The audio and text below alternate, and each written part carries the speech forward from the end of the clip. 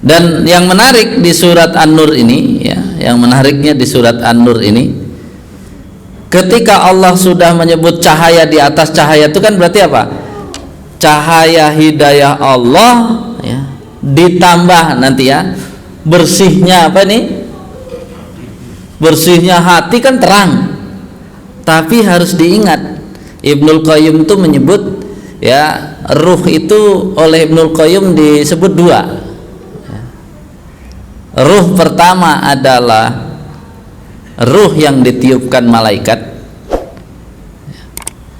yang itu menghidupkan apa kalau ruh yang ditiupkan malaikat? Menghidupkan jasad. Hanya menghidupkan jasad, Pak. Makanya ada satu lagi ruh, kalau kita lihat surat 42, surat Asy-Syura ayat 52, itu Allah menyebut Al-Quran tapi maksudnya Allah menyebut ruh tapi maksudnya Al-Quran, ya, surat 42, ya, ayat 52 itu bunyinya, ayatnya itu bunyinya ruh, tapi kalau Bapak lihat, ya, terjemah dan tafsirnya, wa kadzalika auhayna ilaika ruham min amrina, demikian kami turunkan kepada engkau, ya, ruh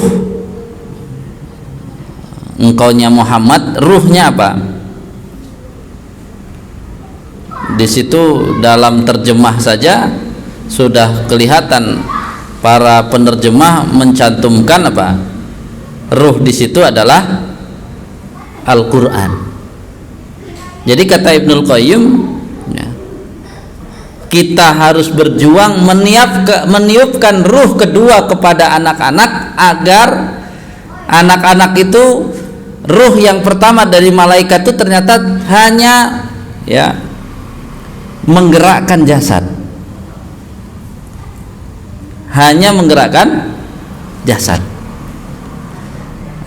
Jadi anak-anak tuh kalau nggak dididik iman, dididik Al-Quran, ya kerjanya makan, main, itu aja. Karena mengandalkan ruh yang hanya ditiupkan oleh malaikat. Sementara ayat ini dan dikuatkan oleh Ibnul Qayyim, tugas kita itu meniupkan ruh yang kedua itu, meniupkan Al-Quran, meniupkan iman, agar apa? Agar jangan cuma jasadnya yang hidup. Berarti, ya, ketika kita bicara Al-Quran dan iman itu tadi akhirnya semua itu lengkap, ya, minyaknya itu bisa jadi yang disebut Al-Qurannya, karena dengan adanya minyak kan cahayanya apa? Bertambah tadi, jadi cahaya di atas cahaya. Pertanyaan yang menarik, iman, Al-Quran, hidayah itu kata Allah pusatnya di mana? Ya, itu sudah bicara kolbu. Jadi pusat untuk, ya, membersihkan kolbu, kemudian tadi, ya, iman, cahaya itu tempatnya di mana? Ya, ayat 36 surat An-Nur, fi buyutin, ya, adzinallahu, ya, fi buyutin adzinallahu an turfa'a wa yuzkara fiha ismuhu yusabbihu lahu fiha bil ghudwi wal asal. Di rumah-rumah, apa maksudnya rumah-rumah situ? Masjid. jadi masjid ini, Pak, kita berjuang di masjid, sebenarnya berjuang, jadi cahaya tadi dan tempatnya di masjid-masjid. Jadi kalau mau, ya, bengkel untuk menggosok tadi, kan kalau nanti di kajian yang akan kita ambil, ya, sambil menunggu kesehatan Ustaz Zubaidi, itu kan ikhlas itu beningnya. Nah, taubat itu adalah nodanya yang harus dibersihkan. Jadi kenapa sebelum sebelum tobat harus ikhlas dulu. Ikhlas itu berarti biar ya kembali bahwa dia asalnya bening gitu ya. Jadi ditandai gitu kan, kalau ikhlas itu tanda itu asal warna kamu yang ini gitu ya, yang bening ini. Maka tugasnya taubat itu yang ternoda-noda harus kamu bersihkan sebersih agar seperti semula. Makanya ikhlas itu membersihkan ya motivasi kita dari kepentingan selain Allah. Taubat itu adalah membersihkan noda-noda dari dosa-dosa. Fokusnya sama agar hatinya bening lagi. Kenapa butuh hati yang bening? Hati yang bening itu cepet ya mempengaruhi jiwa kita, dapat cahaya Allah tuh langsung terang gitu.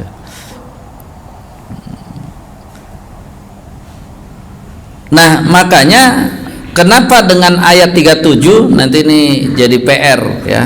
Kenapa saya sebut PR? Kan kita levelnya harus naik, jangan sekedar ikut kajian, tapi harus belajar. Sebagaimana khutbah saya kemarin, siapa yang tidak pernah merasakan pahitnya belajar? Jadi harus pahit Pak belajar itu. Kalau mau enak-enak ya nggak belajar namanya. Jadi ada PR ya. Saya kan cuma sepotong baca tafsirnya surat An-Nur 24 ya, 35, 36, 37 itu. Karena cahaya itu ternyata penghalangnya apa? Kita kan harus paham apa sih yang biasa menghalangi.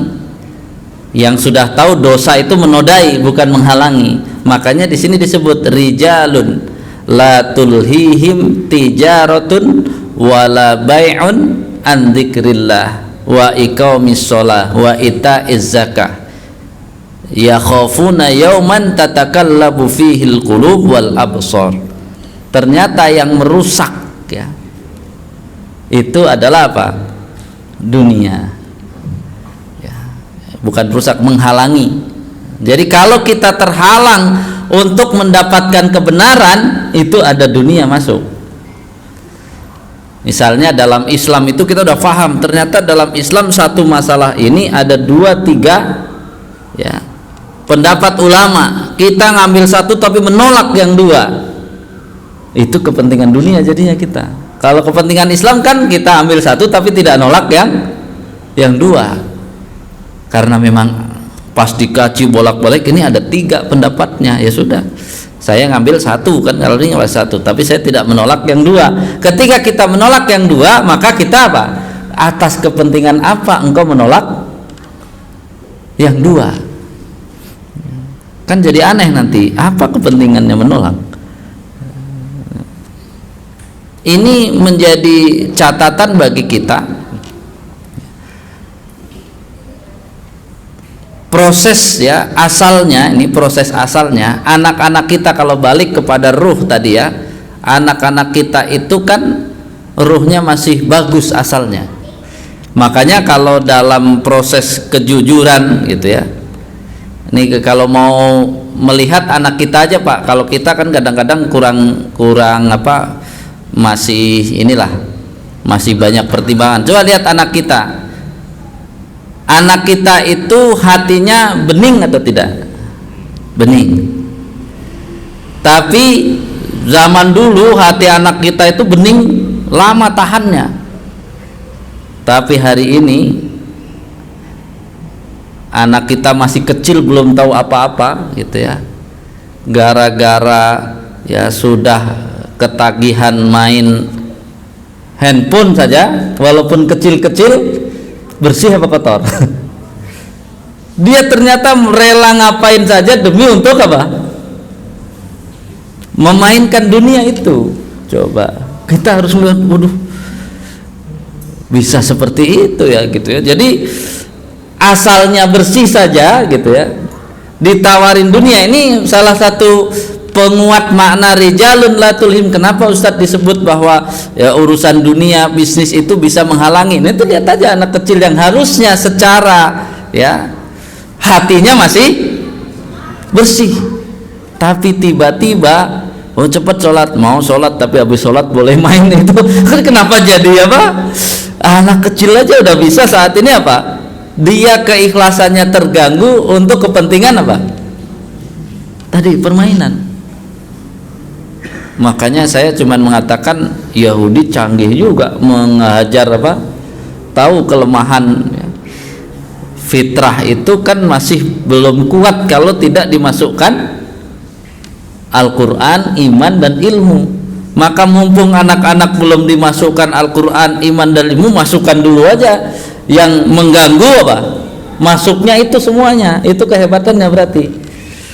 Ketika kita mau merenung itu kehebatannya. Maka akhirnya susah sekali dicelup karena apa? Warnanya udah apa? Belang-belang. Jadi mau dicelup yang mulus dengan Islam itu harus apa? Wah, harus dibersihkan dulu, digosok-gosok baru dicelup. Kalau dulu kan enak bener ya, tinggal dicelup saja. Karena apa? Godaan-godaannya yang antara dunia dengan akhirat itu anak kecil dulu tidak terlalu terganggu. Sekarang ternyata ya karena mereka rancang itu kan. Kalau kita coba searching, kalau nggak percaya bagaimana caranya apa mereka mendesain apa secara psikologis ya, game dan sebagainya itu ya, apalagi nanti yang gamenya harus pakai suara, itu termasuk suara sampai tata apa tata letak sampai itu sudah mereka teliti gitu ya, sehingga cepat sekali mempengaruhi jiwa yang harusnya masih bersih ternyata terpengaruh ya, karena mereka menggunakan ya pengkajian. Jangan dikira itu apa cuman gitu, enggak, dia buatnya kalau kita baca-baca buatnya diukur bagaimana memasukkan apa sesuatu yang dia ya inginkan untuk merusak generasi itu dengan ya sangat canggih, perlahan-lahan tapi pasti. Nah, jamaah sekalian rahimakumullah, sehingga ya ibadah itu akan mudah ya kalau celupan Allahnya sempurna gitu. Jadi kepatuhan kita kepada agama apapun itu, kalau kita tidak patuh itu biasanya sebabnya karena dunia. Ini sudah kata kuncinya ya. Sebab dunia apa yang menghalangi saya untuk tidak patuh ya. Sebab dunia apa yang menghalangi saya untuk dicelup oleh agama Islam? Allah yang mencelup, padahal Allah yang melakukan, tapi kenapa tidak mempan gitu. Maka jawabannya karena kita tidak berjuang untuk menetralkan ya warna, sehingga kita bisa dicelup-celupan Allah itu. Ini baru surat Al-Baqarah ayat 138 kita harus berpikir. Jadi jangan bilang aduh ngaji Ustadz yang mudah-mudah. Ini harusnya mudah kalau kita berpikir. Artinya ya, kita di dalam memahami ya Al-Quran ini harus banyak sekali. Kalau prosesnya itu, kalau baca sekali belum paham ya berhenti dulu, baca yang lain lagi belum paham ya, lihat tafsirnya belum paham ya berhenti dulu, nanti baca lagi sampai faham. Jadi sudah jelas ya, cahaya Allah itu ada di masjid, maka bukan berarti setiap masjid ada cahaya, Pak. Nah, ini dibalik, berarti tugas orang-orang yang mengurus masjid, para jamaah masjid itu bagaimana ya, untuk menjadi ya orang-orang yang menghadirkan cahaya tadi. Setelah menghadirkan cahaya juga ada proses untuk apa? Bersih-bersih wadah dari para jamaah yang bisa jadi masih kotor gitu. Jadi tugasnya ternyata sentral sekali masjid ini. seolah-olah Allah mengandalkan gitu ya masjid untuk menjadi poros hidayah, poros iman, poros Al-Quran, poros petunjuk. Kan kembali ya, misalnya kalau ditanya, kan tobat itu kan ada dua, ada dosa kepada Allah, ada dosa kepada Allah yang berhubungan dengan manusia. Saya mau bicara misalnya kalau dosa dengan Allah, gimana paling efektif tobatnya, Mbak? Dosa dengan Allah, kan tobat itu seperti minta maaf ya. Kalau ya sini Pak Abdullah nih ya, ada salah sama Pak Joni, cara minta maafnya gimana Pak Abdullah paling bagus?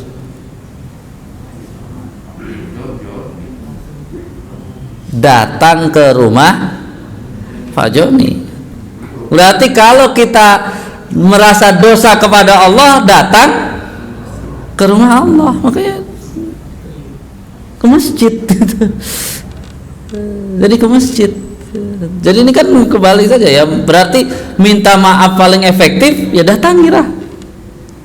Katanya dosanya banyak, diajak ke masjid nggak mau. Terus kamu dosa pada Allah ya, saya dosa sama Allah masih banyak, diajak ke masjid nggak mau. Sama dengan suruh minta maaf ke rumahnya, gimana minta maaf dari sana, pas di jalan terus minta maaf ya, datang aja. Kan bahasa paling gampang ya, paling gampang kalau bahasa pertemanan mau minta maaf pasti disuruh apa? Datangi aja rumahnya kalau memang bener mau. Ya ada masalah mau diklirkan, taubat itu kan bukan hanya minta maaf, pokoknya ada masalah saya dengan Allah, pengen diklirkan masalahnya, datang ke rumah Allah lah biar diklirkan. Masa mengandalkan ketemu dia Pak di jalan terus, nggak bebas. Jadi kalau mau bebas datang ke rumah Allah. Maka nih ya saya setuju masjid kita ya, kalau tiba-tiba malam ada orang merasa dosa kepada Allah, mau ya menyelesaikan masalah sama Allah, datang ke masjid malam-malam ya biarin aja. Makanya kita setuju buka aja 24 jam kan. Kenapa? Ya itu kan kita nggak tahu nanti yang tobat apa yang tobat jam berapa gitu ya, dia malu kumpul sama orang ya biarkan saja. Tapi sambil tadi Bapak berdakwahnya obrolin, kamu punya dosa nggak sama Allah? Nah kalau mau dosa sama Allah, kamu mau tobat itu datangi rumah Allah. Masa kamu ada urusan masalah sama Allah nggak pernah datang ke, biasanya nggak selesai Pak masalahnya kalau yang nggak datang ke rumahnya, itu masih terlalu banyak ganjalan gitu ya. Kan kalau sudah datang ke rumahnya ini kan biasanya akan apa, buka-bukaan sampai apa selesai ya.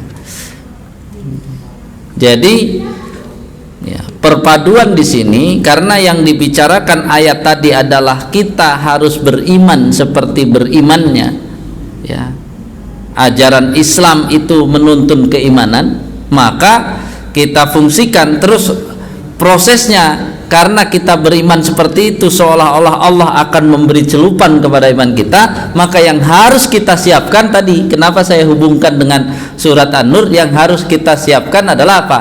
Warna kita dinetralkan biar celupannya efektif. Warna kita dinetralkan ya. Karena itu ya, dalam belajar agama Islam itu kita harus ya setahap demi setahap, pelan-pelan. Yang penting ya, apa yang kita tidak tahu atau belum tahu ya jangan pura-pura tahu. Bahasa kerennya sok tahu. Sok tahu itu kan sama dengan pura-pura tahu padahal tidak tahu gitu ya. Bahasa kerennya sok tahu. Ya, sok tahu itu kan orang yang pura-pura tahu padahal itu ya nggak tahu gitu ya, tapi pura-pura tahu biar dia anggap orang dia tahu kan.